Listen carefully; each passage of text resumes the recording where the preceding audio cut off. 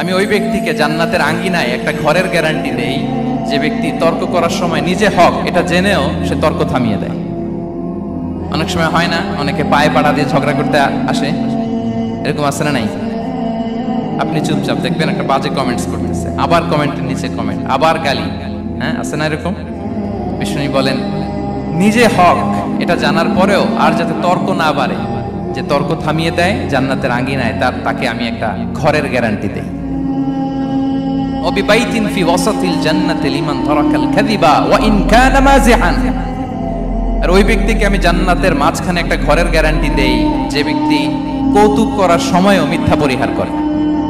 করতেছে কৌতুক, ফান করতেছে, আর হি ইজ কিডিং, পান করে, কৌতুক করে, কিন্তু কৌতুকের সময়ও সে মিথ্যা বলে না। এই স্বভাব যাদের, তাদেরকে আমি জান্নাতের মাঝ বরাবর একটা ঘরের গ্যারান্টি দেই। এরপর বিষ্ণু কি বলে দেখেন, তিনি বলেন ওয়াবিবাইতি ফি আ'লাল জান্নাতি লিমান হাসানা খুলুকাহু।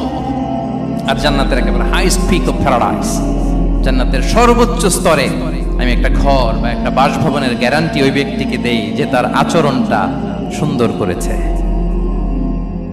যে সুন্দর আচরণের অধিকারী হয়েছে, তাকে জান্নাতের হাইস্ট পিকে আমি একটা বাসভবনের গ্যারান্টি দেই। তাহলে বলেন তো আমাদের আচরণটা সুন্দর করার দরকার আছে না নাই? এটা খুব ছোটখাটো একটা আমল, তাই না? কথা বলেন দক্ষিণ কোরিয়া প্রবাসী ভাইরা, আওয়াজ করে বলেন এটা কি ছোট আমল? দেখলে সালাম দিব, সুন্দরভাবে কথা বলবো, ভালো উইশ করব, হ্যাঁ, হিংসা জিঘাংসা অহংকার থেকে মুক্ত থাকবো, খিটখিটে মেজাজের হব না, অলওয়েজ স্মাইলিং ফেস থাকবে আমার, হৃদ্যতাপূর্ণ আচরণ। এই কাজটা কি ছোট আমল? আওয়াজ করে বলেন এই আমলটা কি ছোট না বড়?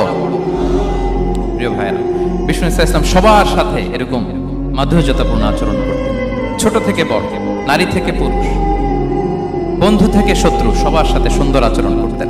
এবং তার এই চমৎকার আচরণে মুগ্ধ হয়ে তার অনেক শত্রু মুহূর্তে তার বন্ধুতে পরিণত হয়েছে।